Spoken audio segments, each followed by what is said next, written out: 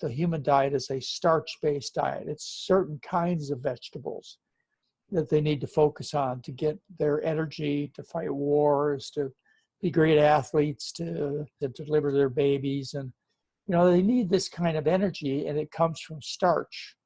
And until you get that concept, you're lost. All archaeological findings these days show that people were plant eaters, primarily starches of various kinds, potatoes and grains and so on. The human diet is a diet based on starch. Sickness is very profitable. If you change the financial rewards so that getting people healthy would be financially rewarding for the doctor, the hospitals, etc., you change everything overnight. The world is worth saving. It really is. Absolutely. Planet Earth is worth saving. It will take a revolution. No matter what else we do, no matter how many electric cars Elon Musk builds, no matter how many electric panels you put on your sunroof, no matter how much you turn down your heat in the winter, no matter what else you do in terms of climate change, you are not going to save the world unless you do a universal major change in our diet to a starch-based diet, because the livestock industry contributes well over half of the destruction of our planet. In terms of greenhouse gases, it's been estimated well over half of greenhouse gases. In terms of soil erosion, every ecosystem on this planet is tremendously negatively impacted by the food industry. So unless we change the food, I don't care how hard you try, it's all over, folks. Game's over. If you change the food, which we can do, by the way, overnight, we could do that overnight. If we got people like Mr. Putin or Mr. Modi from India or Mr. Trump from, I don't know where he's from, but we got these people to stand up and say, look, this has to be done, period, it'll be done tomorrow. We might have a chance.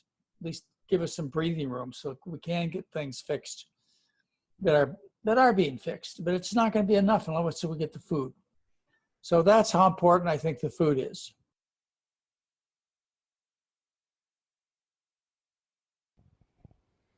Hello and welcome to the Truth, Health, Freedom podcast. In this episode, I interviewed Dr. John McDougall, who shares his understanding of the human diet. This is an understanding backed by over 50 years of study into the scientific, medical, and even archaeological literature, as well as over 40 years of successfully preventing, treating, and reversing patients' illnesses through nutrition. Dr. McDougall also stresses the urgent importance of our food choices for the health of the planet, highlighting the impact that modern agriculture has on our ecosystem and our climate. For many years, Dr. McDougall lived and worked in Santa Rosa, California, an area which was devastated by fire in 2017. The McDougalls survived but lost their home and all their possessions, as did the entire community. So when Dr. McDougall talks about climate change, it's from raw personal experience. The savage impact of the fire clearly audible in his voice and fueling the urgency of his message.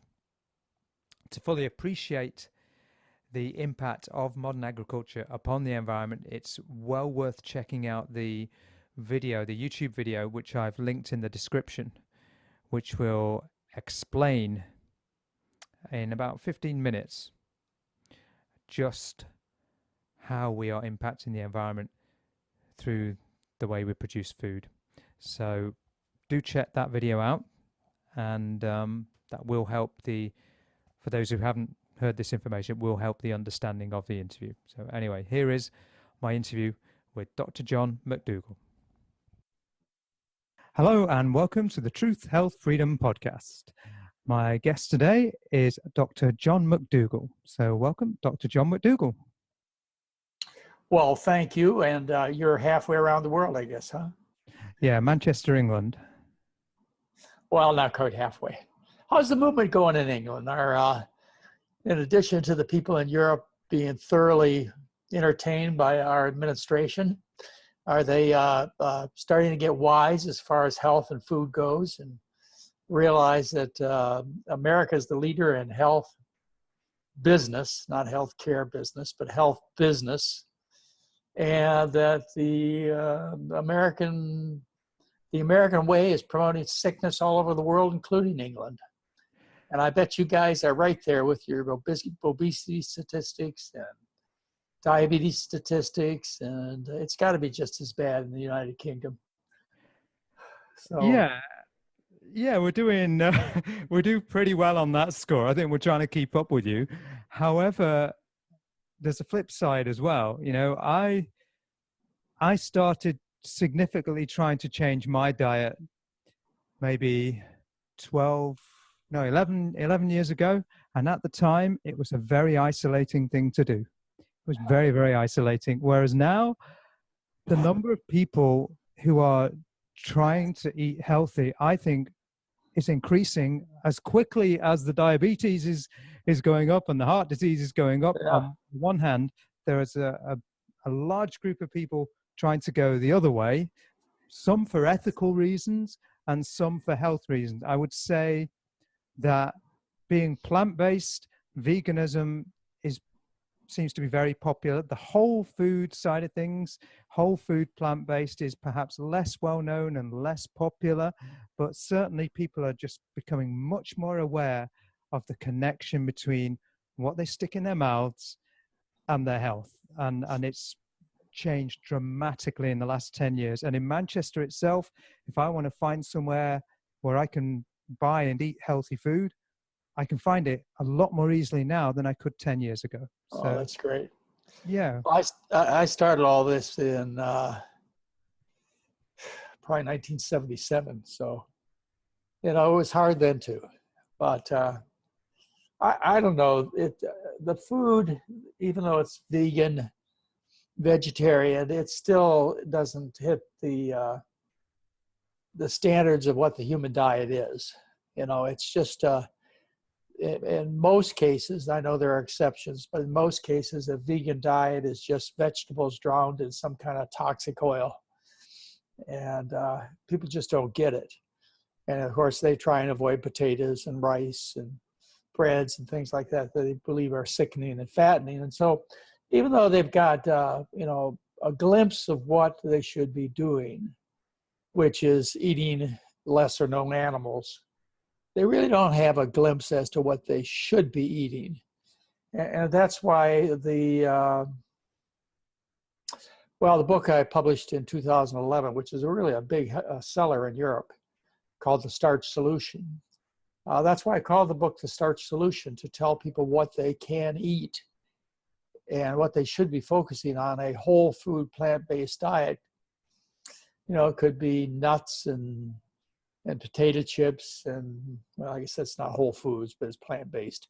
So it just doesn't give people the focus of attention they need.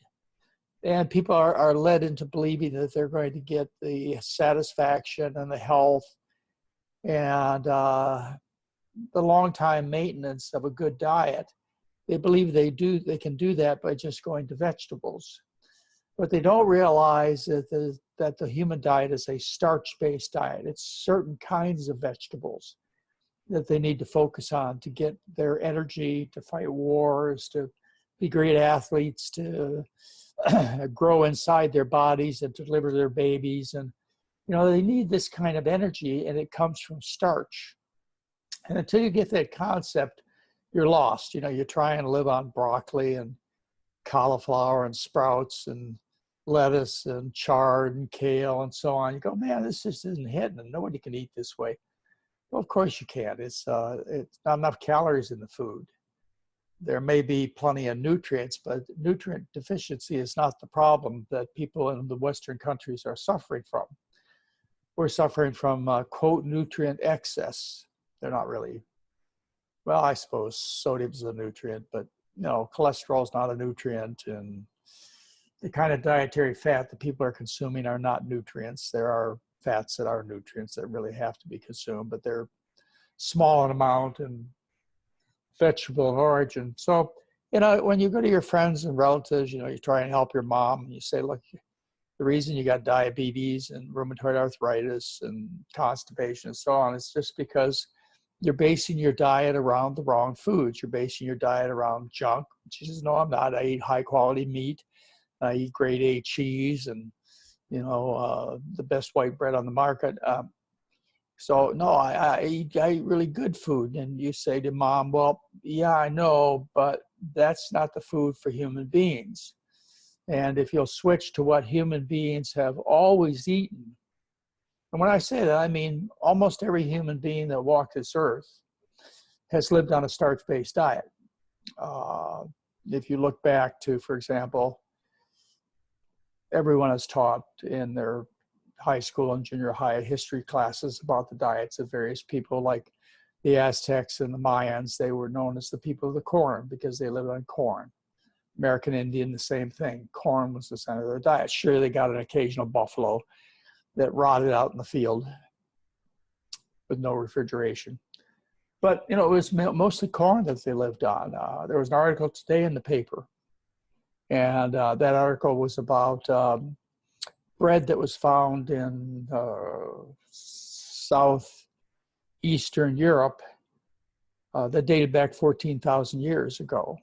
And so, the paleo people are telling you, well, we didn't eat any carbohydrates or starchy foods or much at all until, I don't know, what do they date? Maybe just a few thousand years ago. And they say the natural diet, more than 10,000 years ago, which they claim to be the natural diet of people, was a diet based on animals, so that we were hunters. Well, that's just plain and simple not true. All archaeological findings these days show that people were plant eaters, primarily starches of various kinds, potatoes and grains and so on. And yeah, they had meat on occasion, no refrigeration, so it spoiled quickly. And it was also hard to get. The meat runs and it bites, and so it was hard to get. But that's what men did. Men went out every couple of weeks and stalked various animals and tried to catch them and kill them and bring them home to the women. And they did this, by the way, for sexual favors. They didn't do it for nutrition. And they got all the attention, the men did. They were the hunters. Well, their contribution to calories for the tribe was extremely small. A very tiny percentage for the yearly diet came from their efforts.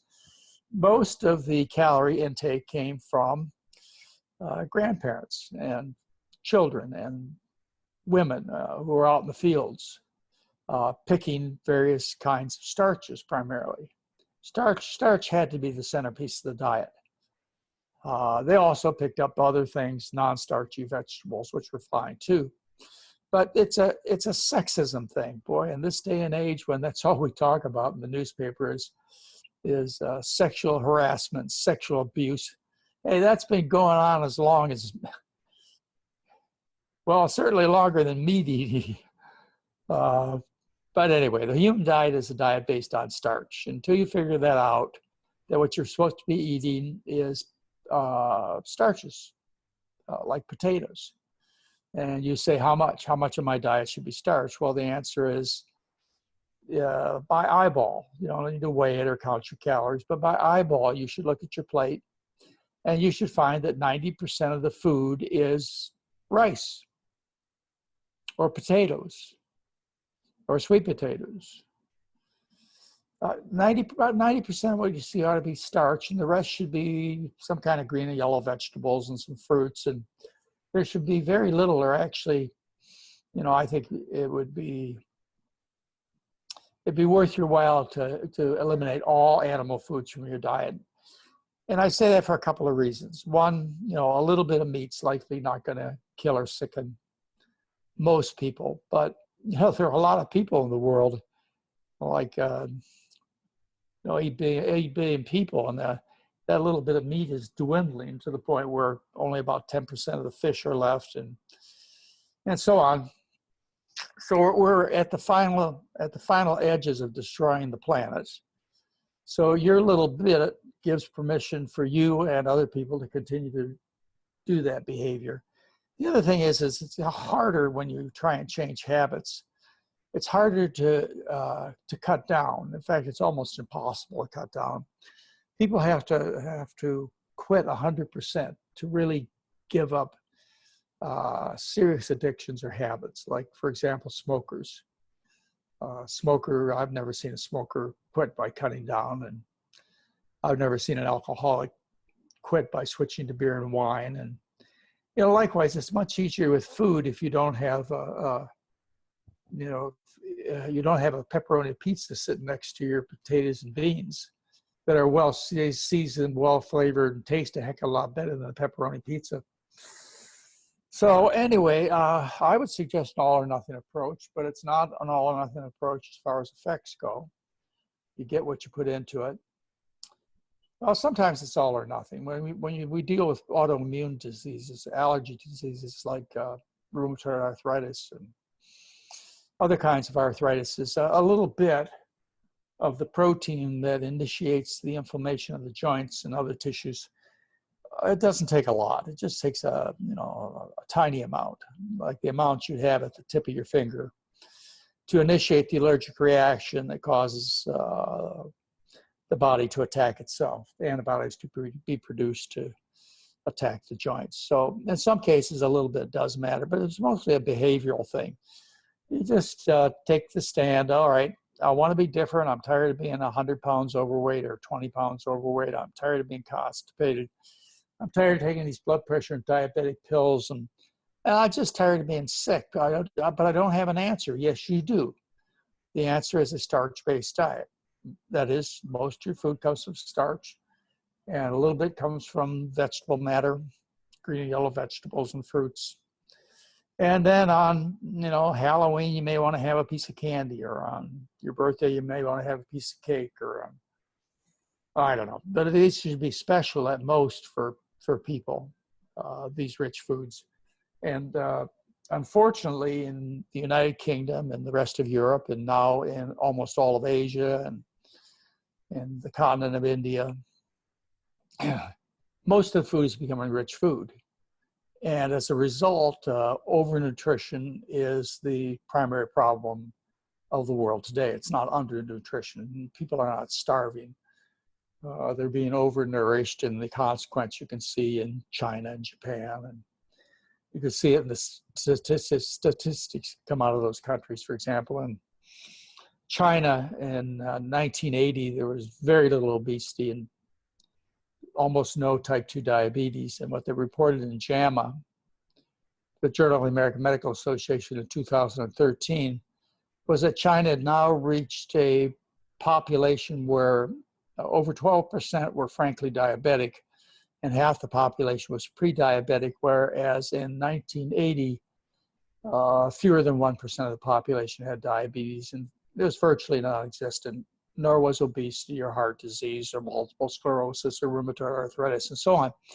So I'm old enough, I'm not so sure you are, but I'm old enough to remember those times. And so many of your audience, you remember the times when people in Asia lived primarily on rice. I mean, how in the world, if rice was such a bad food, how in the world did World War II ever happen, or the Korean conflict, or the Vietnamese conflict, if all we were doing was fighting people who were malnourished on rice? Well, folks, those of you with any history know that we almost lost World War II to rice eaters, and we did lose the Vietnamese conflict to rice eaters. So, we got everything screwed up, and it's screwed up for a very simple reason, and that is that this is business. It's not a conspiracy. Nobody else is out to hurt you or your husband or your children. They're just out to make money. And the money's in the food that's what I would classify as rich food, like steaks and cheeseburgers and so on. It's not in potatoes and rice and corn. And that's why we're in the trouble we're in. If we could change the economic rewards, we would end this epidemic of disease worldwide essentially overnight. If people were rewarded for good health, strength, and so on, would solve the problem overnight if they understood that the reason they're being deprived, and the reason their children are sick and fat, and the reason the men in their lives are dying of heart disease, and the women are suffering from breast cancer is because of the food. And most people will say, well, tell me the truth. You tell them the truth, and they first say, well, how can that be true? Everybody's told me otherwise. And then you think about it for a minute, and you say, yeah, it makes sense, and everything is true. And yes, were always thin and hardworking and in big battles and so on, all throughout history. It was the kings and queens who sat in their thrones and ate the rich food and suffered obesity and gout. And that's why they were sick and fat. Now we have the whole world that lives like kings and queens and aristocrats, and they look like it. So anyway, that's a longer introduction than I think I've ever given. But it's a very good one. You've answered some of the questions that I've had written down that some friends had asked me to ask. But it leads me to the question of, if this is the case, and you've been doing this since 1977, so you've known it since at least 77, if not before, and surely there were others before you who knew this. So why do most medical practitioners not know this, and why do so many of the public not know this? Well, it's just money. It's just all money. The first place the money intervenes is at the grocery store. You know, the rice and beans, as I said, are cheap. I was in the Costco grocery. You have Costco in England. We do. I was in Costco with Mary a few months ago, and we were walking through the checkout stand, and the family in front of us was a Latino family, overweight, mom and dad, obviously the Latin American accent, probably Mexico, and 3 overweight children. And as they're going through the line, the wife says, stop, I don't have any more money, you have to put the rest back. And she spent about $300 on groceries. And Mary grabbed me, because she knew what I was going to do. I was going to go up there and tell her, look, put all that crap back, and I'll go show you how to buy foods that'll make you and your husband healthy and your kids trim. It'll cost you less than half as much as you're spending. Come on over here. Beans, 20 pounds beans, $14. 50 pounds of rice, $29 US dollars. And this is what you're supposed to be eating. She'd stop and do some quick mathematic calculations and say, well, gee whiz, I'd be spending, half, maybe a third as much as I did before. If my kids, I wouldn't be fat and sick all the time. And wow, they just don't know. And if they did know, they would change. So it's a money thing, and it starts there with selling rich food that makes people sick, and then it continues with the fact that sickness is very profitable. In your towns, I haven't been to England since 1970, but my guess is in your towns, just like in our towns, the biggest buildings, the newest buildings, the shiniest buildings are cancer centers and heart centers and hospitals. Yeah, that's where the money is. We have AstraZeneca very nearby, and I used to have a job as a flower delivery man. So I was driving around with a van full of flowers, and I would regularly go to the AstraZeneca site just a few miles from here. Yeah, it's an incredible site. You can just see the amount of money that has gone into that site. It's very cool. So they're really rich, and of course, even on an honest level, they overcharge people. In the United States, it's particularly bad. I'm not going to comment on what goes on under your systems, but in the U.S., they terribly overcharge for drugs. They'll take a drug that was a few pennies, like colchicine, used to treat gout, and some private company will buy it up and then start selling these colchicine pills for many dollars each. So even cheap generic drugs, as soon as the drug companies can get a hold of them, they make them unaffordable for the average person. So, the money's in the medication. That's where it is. It's not in getting people healthy. If they got healthy, obviously, they wouldn't need the medication. But so that's why it gets promoted. And then it also goes to all other levels. In the U.S., it goes to the doctor level. The average office visit is 7 minutes. You get paid for that time, whether you talk to them for an hour or you spend 7 minutes writing out a prescription. So the doctor's heavily influenced by passing out drugs rather than teaching people how to eat well, even if the doctor knew, which he or she doesn't, because there's virtually no education on nutrition in medical schools in the United States. Something I tried to remedy in 2011. I got a law passed in California that required medical schools to teach doctors about human nutrition. It was passed, signed, but defeated by popular demand of the local doctors. They didn't want to learn anything about nutrition.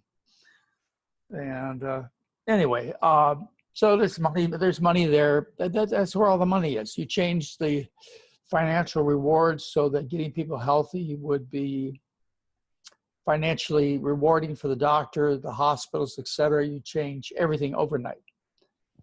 But it hasn't happened. And, I've been in this business for half a century. I've been doing this for over 50 years. And I thought 40 years ago when I discovered the truth, as we're talking about it, when I discovered the truth, I thought, gee whiz, it's just going to be a matter of days before everybody figures this out and we change the world. And I even told the head of my internal medicine department, a guy named Irv Schatz, we were virtually going to put ourselves out of business as soon as this information got out. And that was 1978. Well, things are worse now than they were then. People are fatter and sicker. Back in 1978, 14% of the U.S. population was obese. Now 39% is obese. So, it's just money.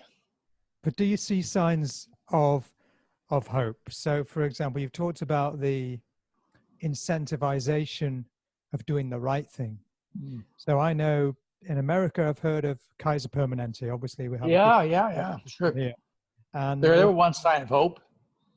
Yeah, and let's say the last 10, 15 years with the internet, do you see the internet and the number of people like yourself or like Dr. Greger or like Dr. Barnard? Yeah. Do you see that making an impact?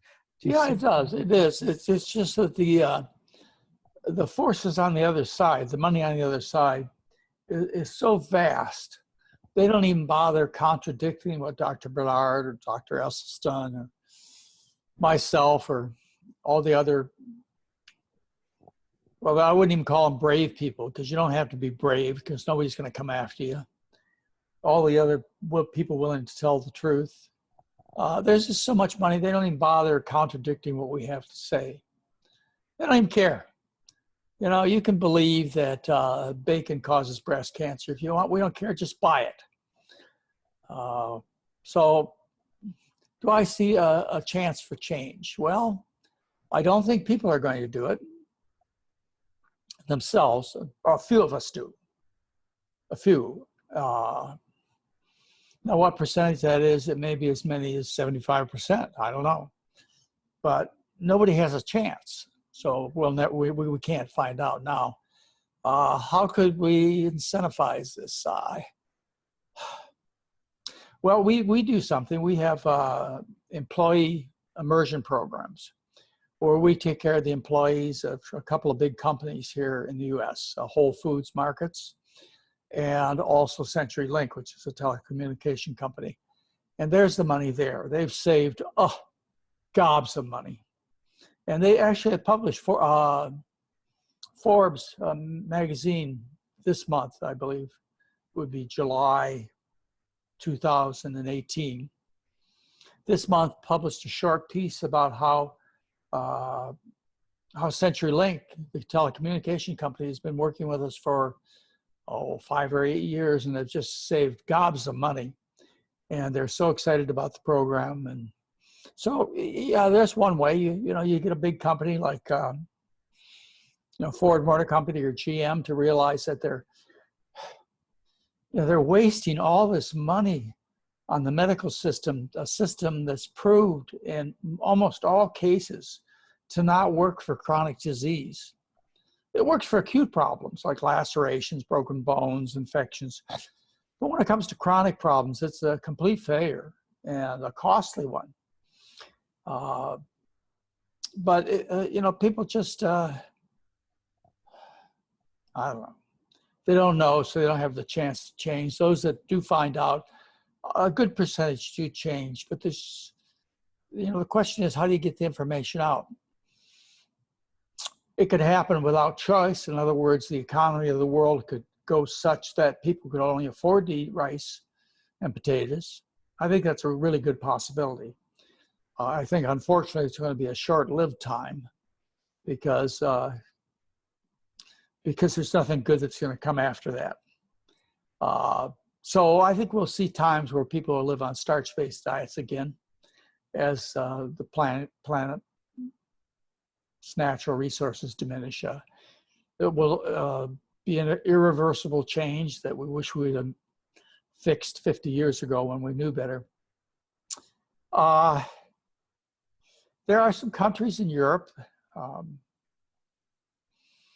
that have invited Mary and I to come over and talk to the government and the insurance companies and so on about making this change to make the whole, once you have universal health care, which we don't here, you guys do, you have an opportunity to really make some vast changes.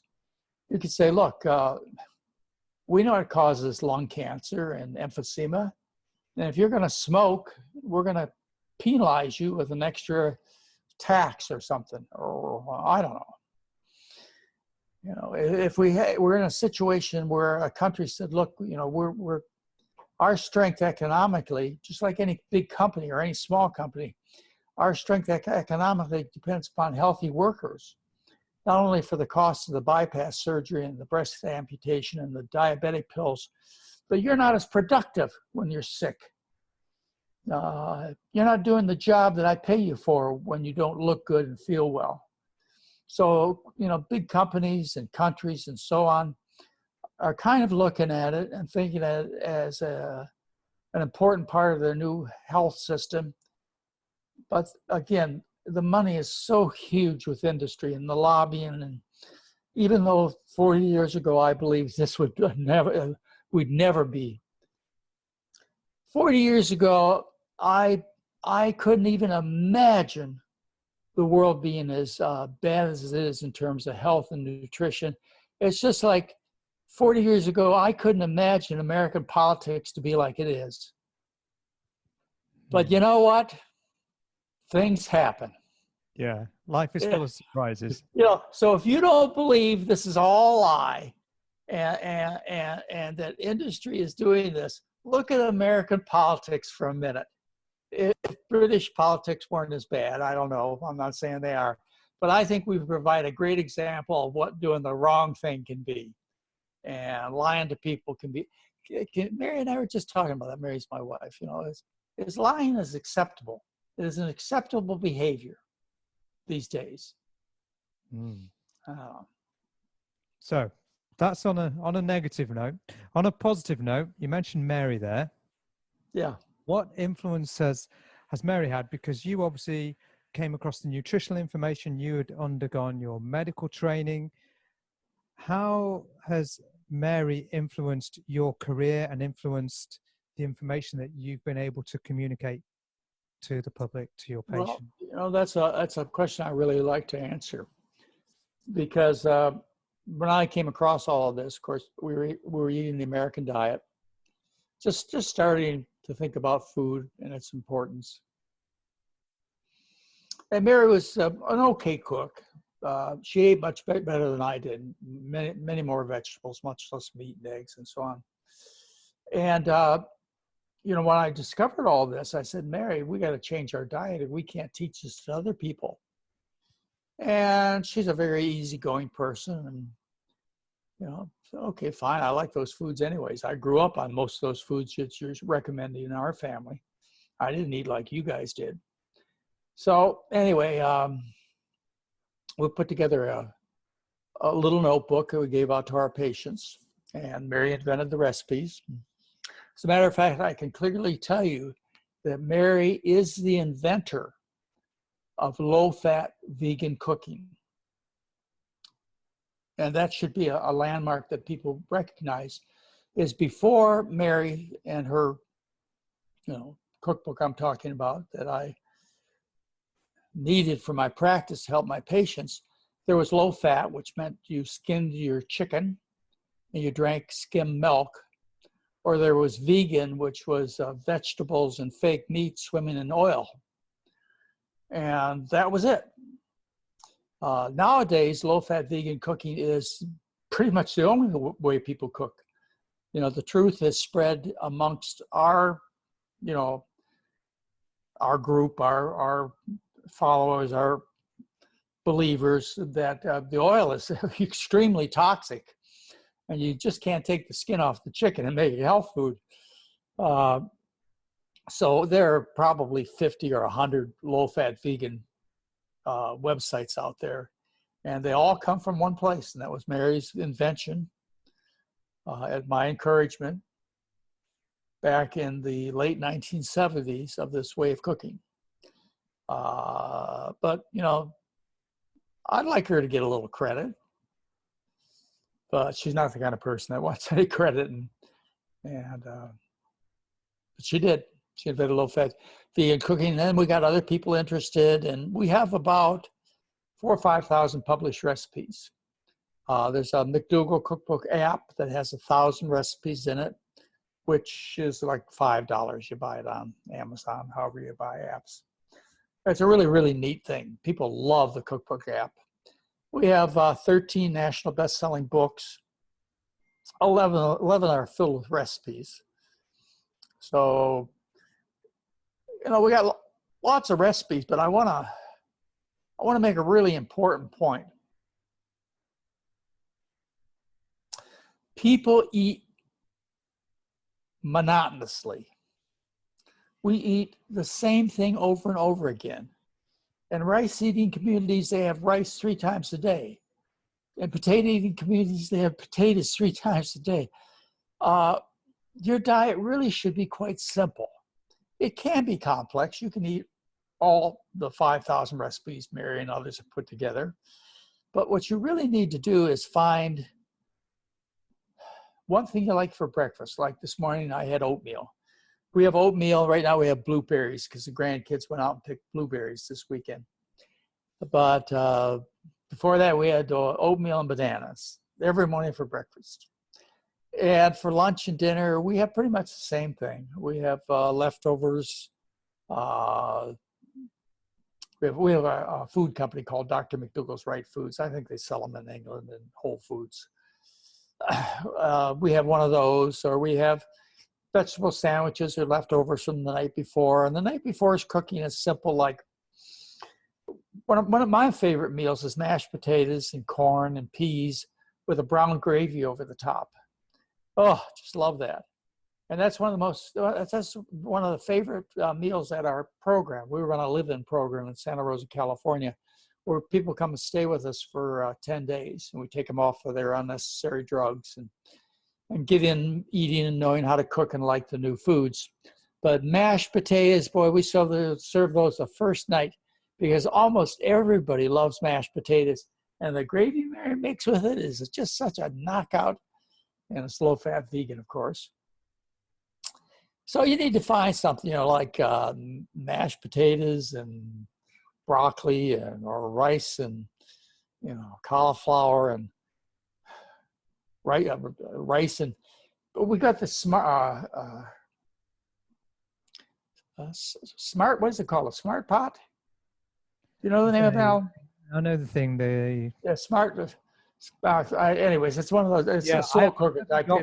I've heard people talking about it. It's a something pot. Instant pot. Mary says Mary's in the background editing what we're doing.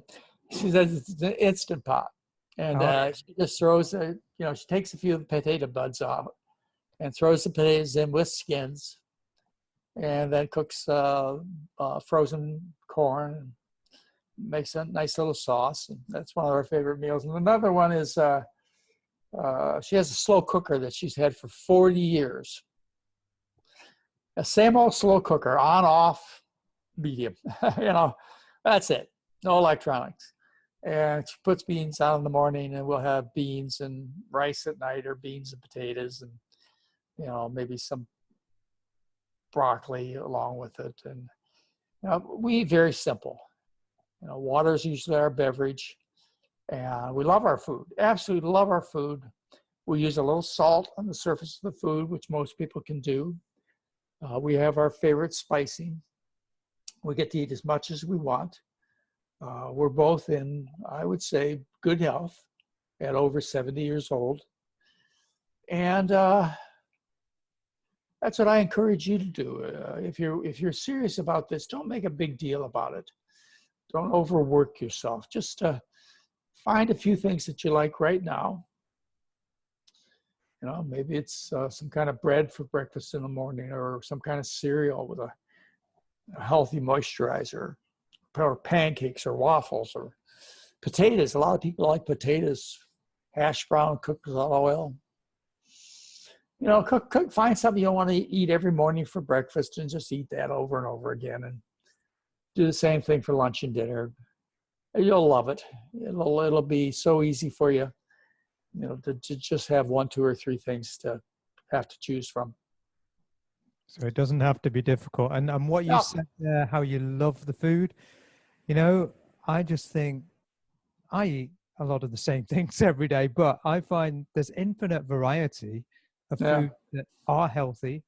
And so I could never get bored, and I love the food that I eat. So loving it is one thing, but a lot of people, they don't know what the right thing to do is because of the advertising, etc. So where would you recommend people start if people want to make it better? Where do they start? I spent like 30 years building a website, which I think is one of the best websites on the market. Tremendous amount of effort and money you put in that. You'll see it. And one of the unique things about it, it's very easy to navigate, very easy to use, is it's free. Yeah, the recipes are free, the instructions are free, the medical information is free, everything's free. If you want to come and spend 10 days with us at our clinic in Santa Rosa, California, we'll charge you for that. Or we run 3-day weekends you can come to, and we'll charge you for that. And the books that are still national bestsellers, the bookstore is going to charge you for that. They're going to charge you for Dr. McDougall's Right Foods when you go to your store, which over 6,000 stores in the U.S. carry, so you'll find it. Dr. McDougall's Right Foods. But otherwise, all the information is free. So I'd started our website, and I'm bragging, I think, without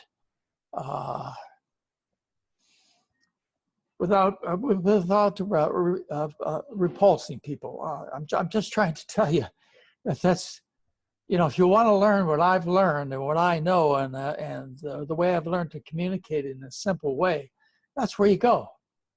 There are other people who have come up with similar conclusions and have made similar writings. We have a lot of people who appreciate our work to the point of plagiarizing it. So you'll find a lot of our work out there plagiarized. But we don't care. We really don't. Our goal that's why we give everything away free. Our goal has been to change the world. And if you have to do it by giving everything away free, then that's what you have to do. So that's the motivation for not charging, is to make it accessible to everybody. And of course, once you find out how cheap the food is, And then once you find out you don't have to spend the $100,000 on your bypass surgery, those are 100,000 US dollars, if it goes well, and you don't have to spend $2,300 a year on your diabetic pills, and you don't have to spend a half an hour or 45 minutes in the bathroom every day. But once you learn this, you want to tell everybody. I know that's why you're doing this show. You want to tell everybody. It's hard to keep the good news down. And some people will listen. And they'll share it with others. But I wish I could be more optimistic with you, except I've been doing this for 40 years. And I was raised in a family where honesty was ultimate in values. And I thought this would spread so fast because it was the truth. But now, as I say, I'm over 70 years old, and I've seen life as it is, and things don't go as you predict. Sometimes this did not go as I predicted. It went just the opposite. Just the opposite. What has gone well? Like you say, you've been doing this since 1977. You've been building that website, all that information on the website for 30 years. What has gone well? What are the great results that you have seen, whether in your clinic or whether with people that patient results are huge and always happen. If you're sick from eating rich food, then when you stop eating rich food, you get well. If you're sick from smoking cigarettes, when you stop smoking cigarettes, you stop coughing. If you're sick from downing a bottle of vodka a day, when you stop the bottle of vodka a day, you stop falling down. Anyway, so some people out there are desperately seeking life, health, personal appearance. They really want to get the most out of life. And these are usually successful people, by the way. I have tried to categorize my patient population into who's going to do this. And I've come to the conclusion that you don't know. You just don't know. My gardener at my previous house, uneducated man, formal education. When we met 15 years ago, he was quite sick. And I told him that he needed to eat like his mom and dad, beans and rice. Great shape today. Not enough education to understand that he needs to eat like his mom and dad. Education level could be important, easier to understand, more likely to get access, but you also get more access to lies. There are better liars up there among the smart ones. And I used to think it was more likely to succeed with well-educated people who are successful because they are people who have obviously demonstrated their love of life by getting an education, building a business, and hopefully doing good things in their community, and they would want to do good things for their health. And I think that's probably true too. So, better educated and more successful people are more likely to do this, but not for all the reasons that you might initially think. And there are many more that, I haven't thought about that motivate people. So I put the message out to everyone. The website's free. You and I are doing this discussion together at no cost to anybody. We're doing it to help people. Yeah, well, it feels good to help people. As far as patients go, what good have I seen? I'll tell you, I believed when I started out in medicine in 1968 that we didn't know the cause for hardly any diseases, a few infectious diseases, but that's it. Now here, it didn't take me long. It took me fewer than 10 years to figure out that well over 90% of the diseases that people in Western countries get are caused by the Western diet, and all substantially improved, and I'd say most, you could say cured with a change in diet. It took me at least 10 years to learn that. I've seen things get better that I never dreamed would get better. You know, when I started out, I thought, well, because the research was there, it's been published in the 50s and 60s on relieving angina, chest pain with heart disease, and reversing artery disease have been published in the 30s and 40s. And, you know, so I knew some of these things. I knew the stuff about diabetes that had been published since the 1920s. So I was pretty sure I could help people with constipation and obesity. And boy, when I saw people with rheumatoid arthritis and lupus and psoriatic arthritis get better, not just better, but cured. Didn't straighten out their joints, but they stopped having attacks. And I was shocked.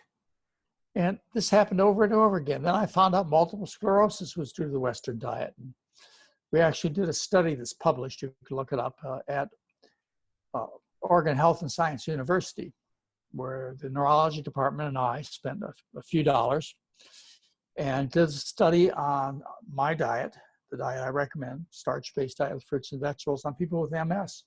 And got phenomenal results. Phenomenal results. Didn't get all the results we wanted because we didn't have the time and money we wanted.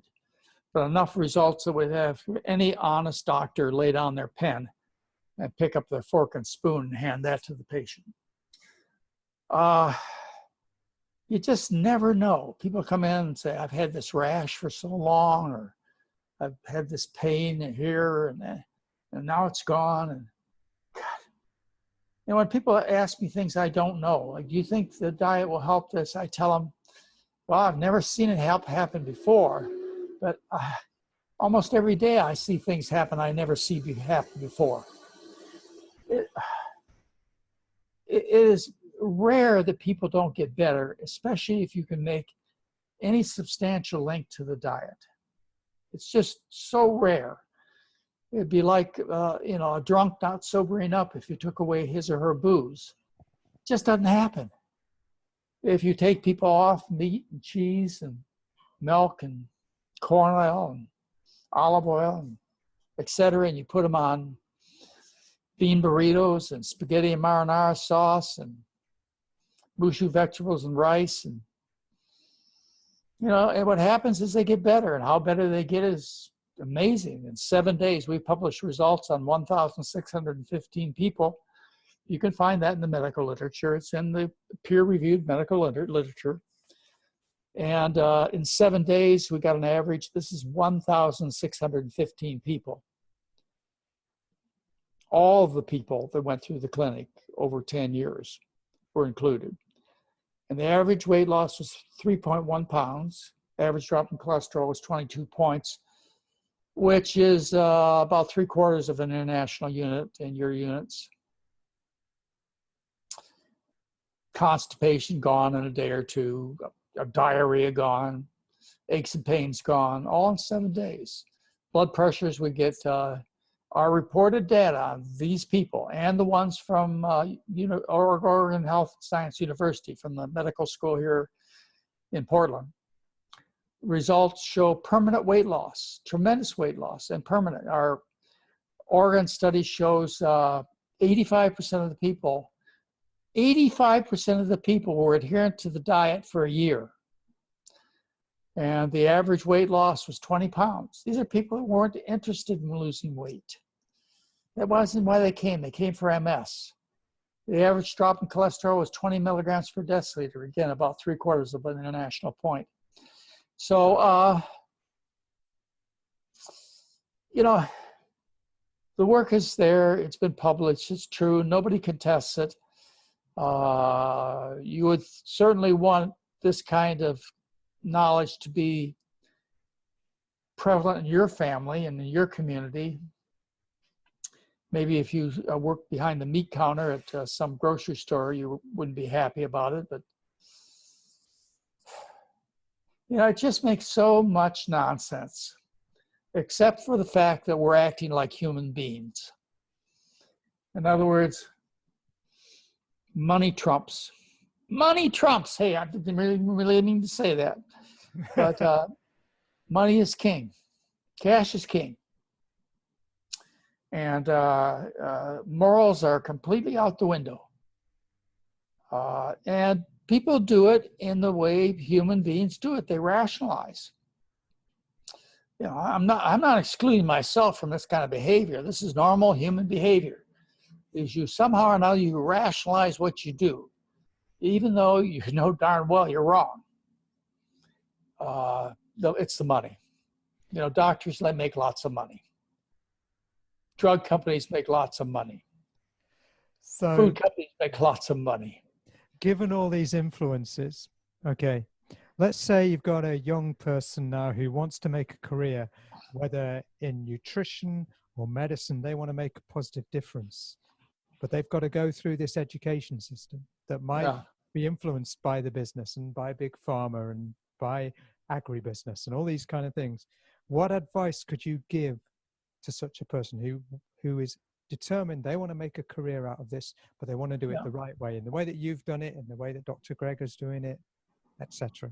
What would you say? Well, I think it's crucial to become credentialed. You got to start out at a place where people recognize that you have a certain foundation of knowledge. And you do that by going to school and taking tests. And you become credentialed as a nurse or a medical doctor or a chiropractor or a nutritionist or whatever. You have the credentials. And what that says to the people around you, patients and colleagues, is I know everything that you know, and it's proved on this test. In addition, I took the trouble to learn a few other facts I'd like to share with you. So that's the way you do it. We take students at our clinic. In fact, our foundation pays for their travel, their stay, pays for everything for medical students and residents in training. So we have people from Europe come to training with us. And I forgot what I was going to tell you. Anyway, education is very important. If you want to get into it, you could apply to our program, and we have this foundation that'll fly you all the way from the United Kingdom, to spend time with us and pay for your education. And lots of students come from all over the world to be with us, and they spend a whole month, most of the month, taking care of patients. They see things they can hardly believe, that they never even thought could happen. And my parting comments for them always, at least once, is shh, don't say anything. You'll get in trouble until you graduate and you have your certificate. Then just don't shut up. But when you're in medical school, you know, these people, your mentors, have life and death control over you. And if you're a smart aleck, you know, you're not with the system, you don't get it, you're not smart enough to understand how this all works, fee for service in our country, then you shouldn't be a doctor. So they always get the instructions, look, I know you saw somebody get off 120 units of insulin. Yeah, I know you saw somebody get off all their blood pressure pills. In fact, everybody. Don't say anything. Wait till you get out of school and then do whatever. Like Gregor, he does these great videos, and Colin Campbell, you know, he speaks around the country. And Esselstyn, he sees patients on a very personal level. We run the largest clinic in the world, as far as I know, that teaches anything close to a decent diet. You know, you go to a lot of spas, which will give you their best cheese fried in their best grease. But, you know, to get real medical education and real medical health care, our clinic is probably, I don't think you could find a better place to be. And if you find that too much bragging, too bad, because it's the truth. We run a great clinic, and we're trying to spread it, but we're doing pretty well. We run 8, let's see, what do we run? 6 to 8 open to the public clinics a year, and they fill up, so sign up early. We're taking 50 to 60 people with diabetes and high blood pressure and MS, and virtually anything that can be helped by a good diet, and which is most people. And we do that 6 to 8 times a year. And then we do a couple of programs with companies that range from 80 to 140 people per program. And then we have these weekends where about somewhere between 150 and 300 people come to Santa Rosa, California, and participate in the programs, get to meet some of the folks, some of the stars like Jeff Novick and Dr. Lim and so on. But, That's great. we went up. It would be my dream if everybody could take and watch the Quick Start, just the Quick Start section of my website, where Mary and I give 3 one-hour lectures. When you're done with that, you know it all. It would be and free. And it would be my dream if everybody just watched that. You know something, that reminds me of something I said to a friend the other day. I said that most of what's important in nutrition can be learned within a day. And you've just said it back to me there, if people would just watch those 3 lectures, and it is very clear. Your website, the Quick Start part is there on the homepage. It's very easy to see. You can't miss it. And I wanted to ask you, you keep saying we run this, we run that, as if we, as in, you're saying that you're still involved there. It says on your email that you've retired. What's your... Well, I've retired from seeing patients. Right. I've seen, 10, 15,000 patients in my career. I'm over 70. I've had a very interesting, and most people would call extremely difficult year. Mm-hmm. And although I'm going to stay involved in the education and the writing, I think there are other people who can do as good, if not better job than I do at interacting with patients. And they're the next generation, like my son, who's a medical doctor, and Dr. Lim, and even my brother, who's 12 years younger than I am. So yeah, I retired from seeing patients, but I did not retire from my work with legislation and doing talks with you and talks at my clinic, and trying to get things changed, but doing it one patient at a time. I've done that for long enough, and that's all I retired from. Not my beliefs or my practices. I just retired from everyday patient practice. Yeah, because I couldn't imagine you retiring. I just couldn't imagine. Well,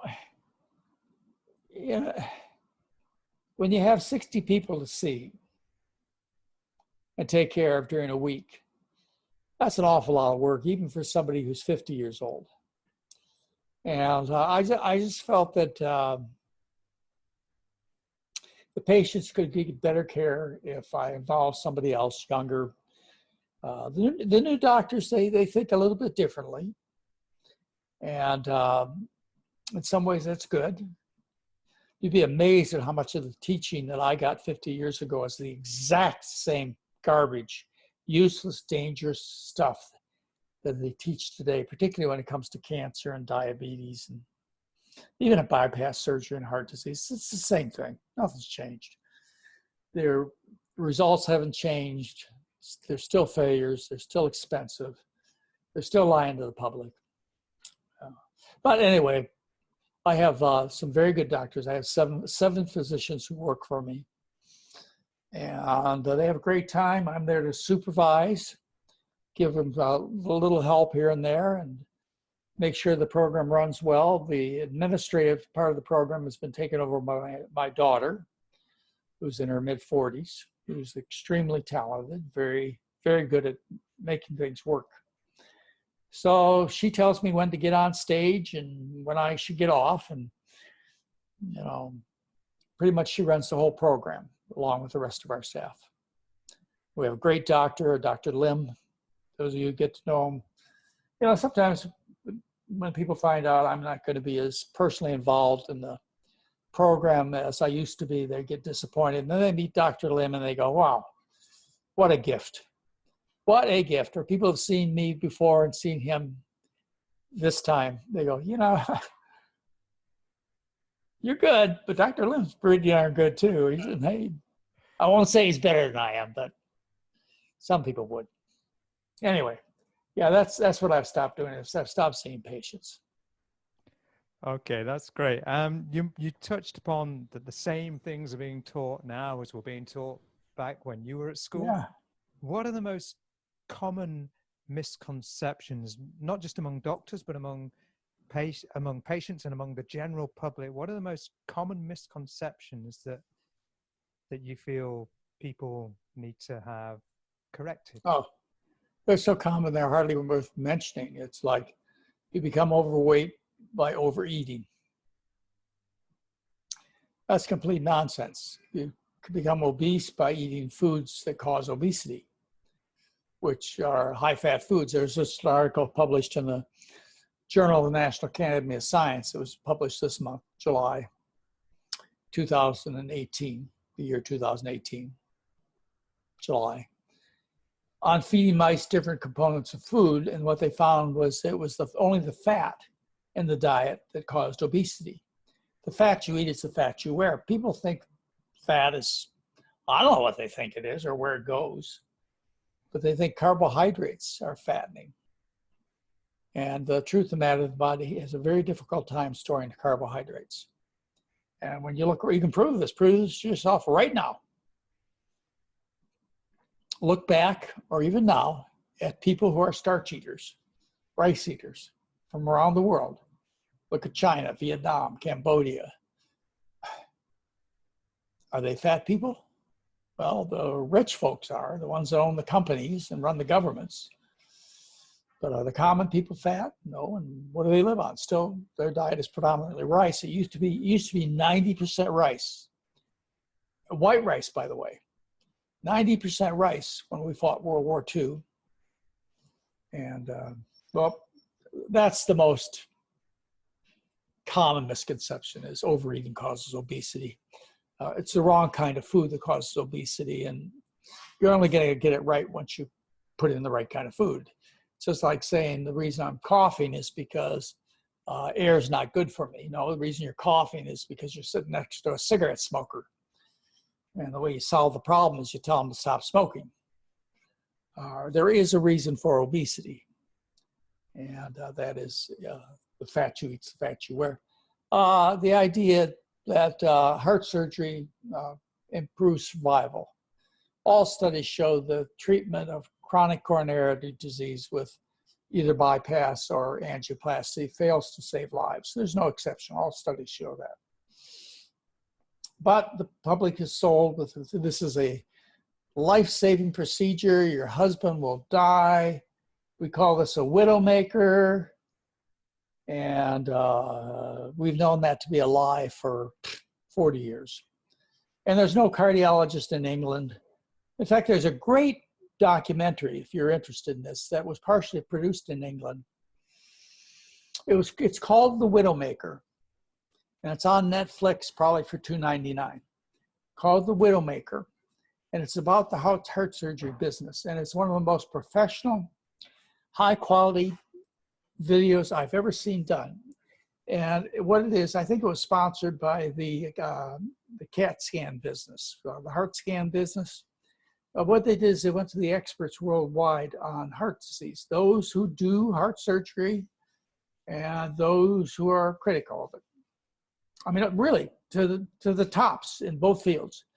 And every single one of them said the same thing. Heart surgery does not save lives. Well, why do you do it? Watch the video. It's called The Widowmaker. Well worth your $2.99. So that's a big misconception. Carbohydrates are fattening. Again, look around the world, look through history. All people on starch-based diets are thin, healthy, strong. Oh, let's see. almost anything that says the medical business will cure your chronic disease. Whatever it is, your chronic arthritis, your chronic cough, your chronic obesity, your chronic, the medical business will cure your problem. It may cover up some of the symptoms with some pills, but it's never going to correct the problem until you correct the problem, and it's the food. So I could go on forever and ever. But I live right here next to Oregon Health and Science University, and I go over there and talk to the different doctors. My son actually is a professor there.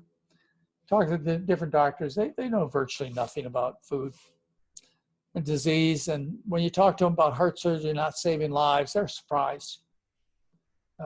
They can't believe this. And I say, well, here are the studies, read them. And they come back and I say, oh, I can't believe that. I just can't believe that. So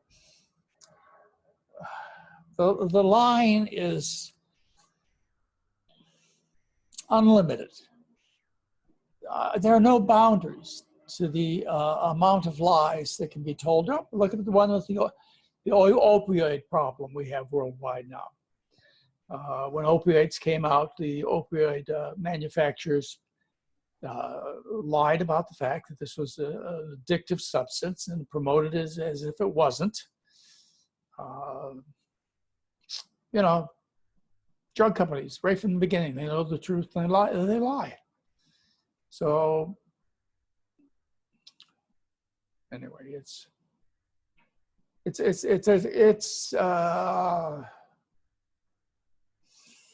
not a problem I think I will see solved on its own in my lifetime. But hopefully in your children's lifetime, in the grandchildren's lifetime. Well, when you say that, I have a negative thought, which I won't express. Okay. In their lifetime, they will probably find out. But that's not the way we want them to find out. The hard way. Yeah. Okay. Well, this leads me on to, I can see that I've overrun slightly here. So I've got a few questions to close. And one is, what would you like your grandkids and their kids to know? Oh, I think one of the basic things that children should be taught is what human beings eat. And that kind of education should start in preschool with the foods they feed them and with the little color charts they use to teach them. They should teach children that they are starch eaters. They should teach them that they are potato eaters and corn eaters and rice eaters. So, we have to start with our education in the beginning. Every child should know this. And then the school lunch program should reflect this education. The soccer teams and the football teams and the track teams should all be told, if you want to win, you've got to eat the food that will give you the best endurance and the fastest speeds. And that's starch. Yeah. So I hope my grandkids know the difference. I hope they have the opportunity to find the food. We have maybe a McDougall's instead of a McDonald's someplace. I hope we're in a situation where doctors feel obliged to tell patients the truth about the treatments that they're giving them. Not only the lack of effectiveness, the line that goes on is just unbelievable. Not only about the effectiveness, but about the side effects. These drugs are dangerous. In some cases, yes, they're life-saving. But in many cases, they do more harm than good. And they're not the right approach to chronic diseases caused by diet. The right approach to chronic diseases like rheumatoid arthritis and heart disease and constipation and so on is to fix the problem. The problem's the food. You need to switch to a starch-based diet. Okay, I've got a couple of more questions just to round up, and they're probably going to have very similar answers. The first one might not. First one is, Now, you've had a long, long career seeing patients, writing books, getting your message out to the public through lectures and interviews. What advice would you give to a young John McDougall? He's not Dr. McDougall yet. He's still John McDougall. He's maybe in medical school. What advice would you give to that young man, if anything? This is a student learning to be a doctor? To you, to your young self. If you could go back and say anything to your younger self, what would you say? If I was going to do it over again, I would, I'm a mean SOB. Not really. I mean, people like me a lot, but I can get pretty tough, pretty straightforward, pretty clear thinking, pretty aggressive about what I believe. If I'd have done it over again, I'd have been 10 times more aggressive. I would have had few holds barred. I would have forgot all my manners. I would have been out in the street protesting. If I had the guts, I would have lit myself on fire.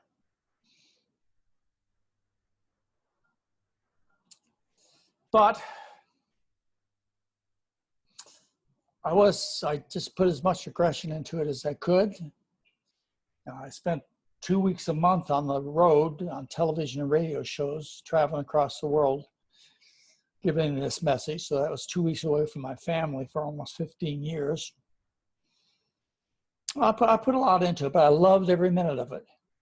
So I think I'd try harder, and I'd also try harder to enlist more help from other people.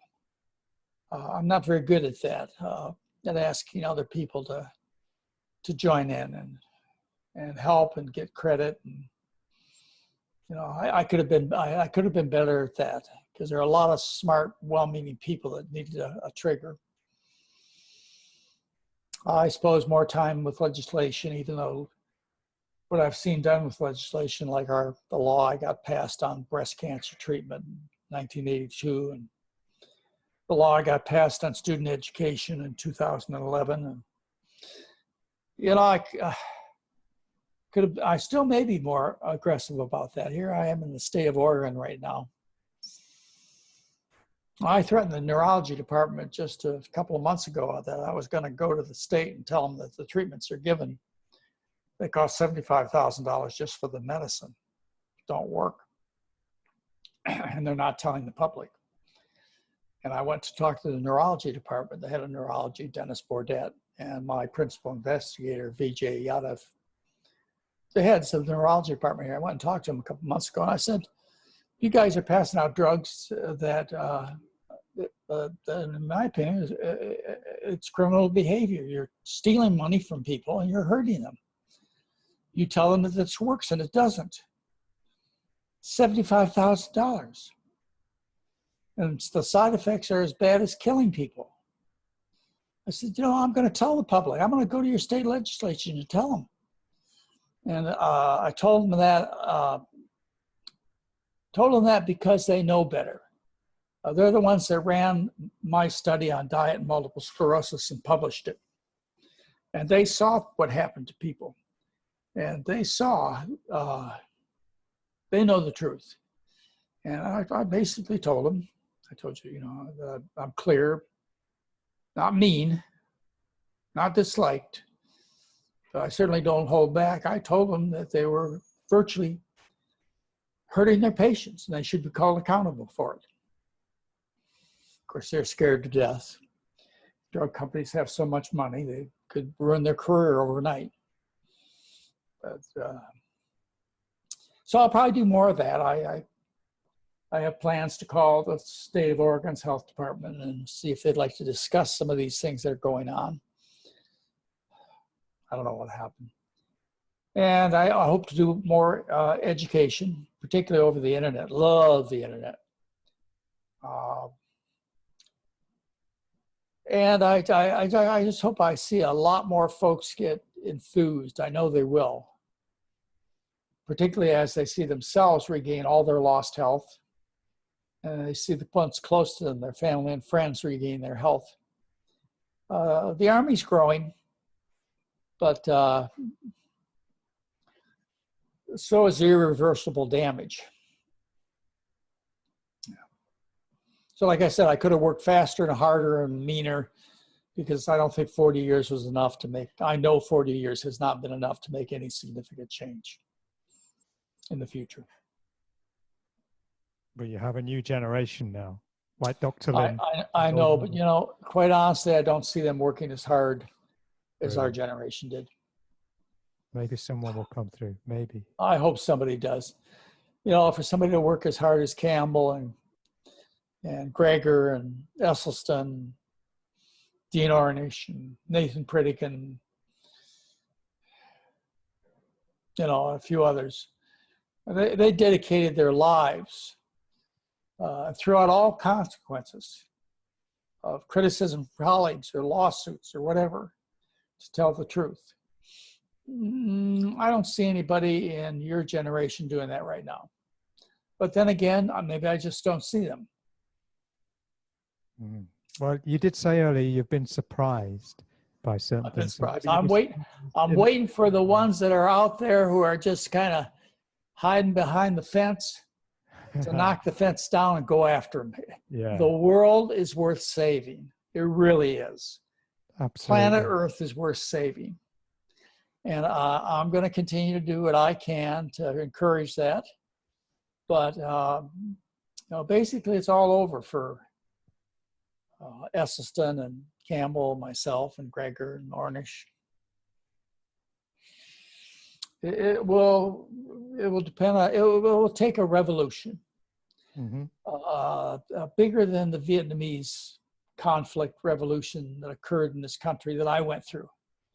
Vietnam War, I was part of the Vietnam War peripherally.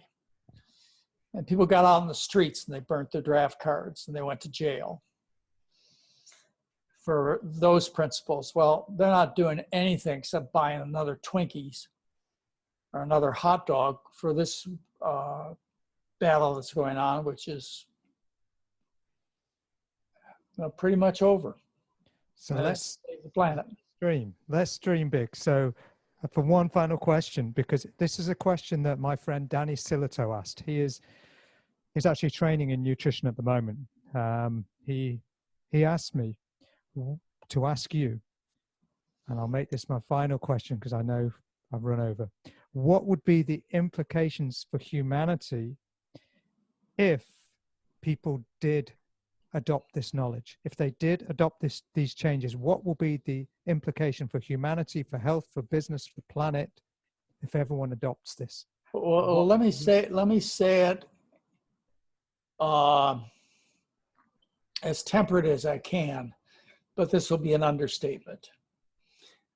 No matter what else we do, no matter how many electric cars Elon Musk builds, no matter how many electric panels you put on your sunroof, no matter how much you turn down your heat in the winter, no matter what else you do in terms of climate change, you are not going to save the world unless you do a universal major change in our diet to a starch-based diet, because the livestock industry contributes well over half of the destruction of our planet.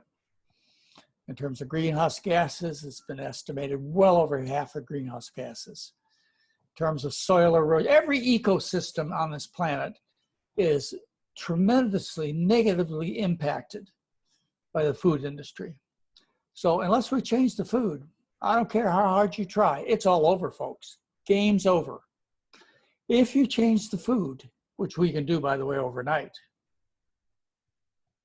We could do that overnight. If we got people like Mr. Putin or Mr. Modi from India or Mr. Trump from, I don't know where he's from, but we got these people to stand up and say, look, this has to be done, period, it'll be done tomorrow. We might have a chance. At least give us some breathing room so we can get things fixed that are being fixed. But it's not going to be enough unless we get the food. So that's how important I think the food is until somebody gets focused on point that this has to be changed, or you're wasting your time. You might as well go out and buy yourself another gas guzzling SUV, because you're not going to make any difference unless you get the food change. I mean, you can grow the difference in damage to the planet for growing beef compared to potatoes in terms of calories produced is 100-fold.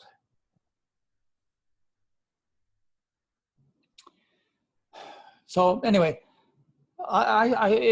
you brought out a lot of pessimism in me. I usually try and be a little more optimistic, but God, we just have to face this, folks. This is not going to go away. And unless we have myself, and I'll be out there, just like Dr. Spock was out there for the Vietnam War in our country, Benjamin Spock. I remember that. I'll be out there in the streets protesting with you. You know, and I'm sure Dr. Esselstyn and Dr. Campbell and Dr. Ornish and the rest of us will be there right beside you. But you got to be there. You got to be out there in the masses, in the millions, in the hundreds of millions to make this change, or it's not going to happen. And you know what? No, I'm not going to say what. But you know what I'm thinking. It's not likely to happen. But unless we understand the problem, we can't deliver the solution. Unless you understand the enormity of the problem and the power of the solution. You know, people don't realize how much impact the food has. I mean, they do. You can watch documentaries and so on, and they put little bits and pieces together, but nobody says, and this means that your grandchild is going to starve to death. For sure. For sure. I don't know. But if that message is what it takes for people to start making a change, then it needs to be said. And yeah, well, it's been said many times by other people, not just me. So it's not like there's anybody I don't see anybody out there contesting this. This is where the food industry is at. They don't give a darn. You can say whatever you want. We still get those suckers to buy the killing, damaging food. So until you start reaching into our pocketbooks, we're not going to do anything. And that's the power. So until they see the mass of the population of the world, and by the way, and I watch the news. That's how I get my information, unfortunately or fortunately. And I see a lot more enlightened people outside of the United States that are taking action on these social and environmental conditions. The U.S., I feel like some of our leaders now being critical of the U.S., but it's well deserved. The U.S. is way behind in many social issues, and one of them being protecting the environment with taming the food industry. I don't think anybody will criticize me on that statement either. Mm-hmm. So Europe, thank you very much. You better get your lazy, uneducated American colleagues in order and tell them that it's their planet too, and you're only a few thousand miles away. You'll be dead in an hour and a half later, whatever. God, we got to stop. You're taking me directions I don't want to go. Well, what you've given me, though. You see, I can flip this around here. What I see is that this is the power that we have individually to affect our own health and to affect the health of our family around us. But collectively, the more people that know this, and I do see more and more people knowing this information, that every time they go to the supermarket, every time they go to the checkout, that's the most powerful vote we have. Not a vote that we make at election time on election day. The most powerful vote we have is every time we go to the supermarket. And I do see this. You asked at the very beginning, do I see things changing? I do see far more people aware of this now than they are. They are. It's just not fast enough. Yeah. And it's not serious enough. You know, your friends will go up and somebody will notice they're eating differently, or they'll notice you're eating differently. And not in your case, but some of your friends who eat like you and I do, somebody will say, well, you're eating vegetarian. They'll think to themselves, oh, I don't want to hurt their feelings. If I tell them I eat vegetarian, they'll think I'm better than you are. And, even though these people know, they're still afraid to tell. They still don't have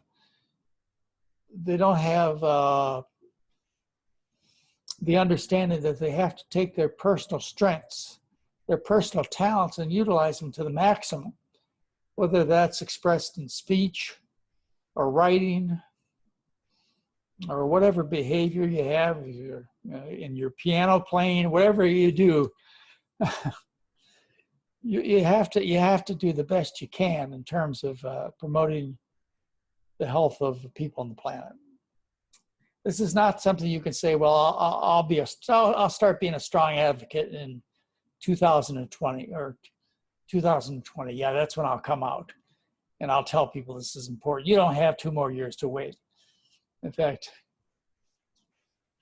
anyway. Well, it starts now. Let's do it. Let's save the world. It's worth saving. I've got 7 grandkids. I've got 3 children. Well, don't underestimate the contribution that you've made and the difference you've made and the message you put out there. Don't underestimate that. I think it's a real honor for me to have been speaking with you, because from my perspective, I see what you've been doing. I've only come across your work in the last few years, but a big difference in my life, and I can see that it's a great body of work that you've put in and that you continue to put in. So thank you. Well, I'd ask everybody to not back down. When people say to you, carbohydrates make you fat, potatoes make you fat, the protein diets are what make you good athletes, or when people say things that are absolutely untrue, don't just say, well, they're not worth the trouble, or they're not going to change anyway. Get down in the dirt with them. Show them how right or wrong their statements are. And a few of them will get more defensive and then come around. And a few of them will just come around. And a few of them will just leave them behind. So, yeah. Great. I'm glad. Mary and I have made a contribution. I know we have. I don't often think about it, but I know we have, and we're happy about that. And I hope I get to see some of the things that you believe will happen in my lifetime. But it's going to take a massive revolution. It's not going to be throwing away half of your double cheeseburger and saying McDonald's is killing the rainforest to do it. You're going to have to get out there and burn your Whole Foods card. Well, you have to burn something, because there's, never mind. Well, on that note, I will finish that sentence. I will finish that sentence. I said, because burning is unfortunately what it's all about. The reason I'm in Portland, Oregon, is October 9th, I was burned out of California, along with 5,000 of my neighbors. And it's happening again right now in California. And this is July, the wet season. I'm in Portland. I don't know how far ahead of the fires I am. But, it's reality. It's today. But you and your family, you're safe? Yeah, we survived the fires physically. Emotionally, the emotional, mental, and other changes that it made on, the people in our area, it can't be measured and really can't even be described. From that experience. But it certainly proved to me that I'm not immune from the actions environmental change. I lost, as far as physical possessions, everything that I accumulated in my lifetime. I got out of the house with a tennis shoe. Wow. So, and my life. There are a lot more forests to burn down. I'm glad you and your family are safe and the community got out of there, even though the community's shattered and traumatized by it. I'm glad. I'm just so happy you got out. So happy. We did. It was the never. We got out, barely. We got out. So we're glad of it.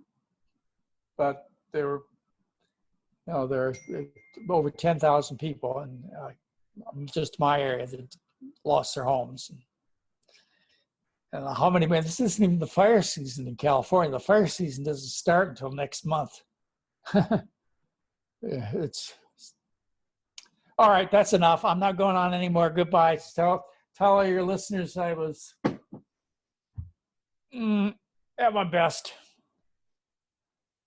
Thank you. Thank you very much. Seriously, thank you very, very much for your time. I really appreciate it. And I'm sorry if it's led to any negativity along the way. And... Well, you did lead me into more pessimism than I like to express. Because I'm not going to live my life, the rest of my life that way. I get up every morning, I tell Mary there's 330 million people in the United States that need our help. Oh, how are we going to help them today? So, I get up every morning with optimism like I know you do. But reality paints another picture unless we really... somehow you have the power of communication beyond anything I could imagine. And you get this thing started in an hour. All right. Good to talk to you. So that was my interview with Dr. John McDougall. I've got to admit that didn't quite finish how I would have expected the interview to finish, but things don't always go as planned, and we really did touch on some very serious and difficult subjects, and clearly, some of it is very close to home for Dr. McDougall and his family and colleagues and friends. Something I can't imagine, having my home burnt down, losing all my possessions, the entire community being affected in that way is something almost beyond my imagination. So really serious things there, and I always want to try and take the positive from this information, from these situations, and as far as I can see it, if we are to find a solution, we've got to understand the problem. And what Dr. McDougall has done here is really highlighted the problem of animal agriculture, modern agricultural methods, and the state of the planet, the ecology and the climate. And if we as a collective can understand the impact of modern agriculture upon the ecosystem, then we can limit the damage we're doing and perhaps give the planet a chance to recover. As far as I'm concerned, the greatest power we have is how we spend our money at the checkout, what we choose to buy and eat. So if we choose to buy the right things and eat the right things, then agribusiness will respond because of demand. So choose wisely, spend wisely, eat wisely for your health and the health of the planet. This has been Alan Burton for the Truth, Health, Freedom Podcast.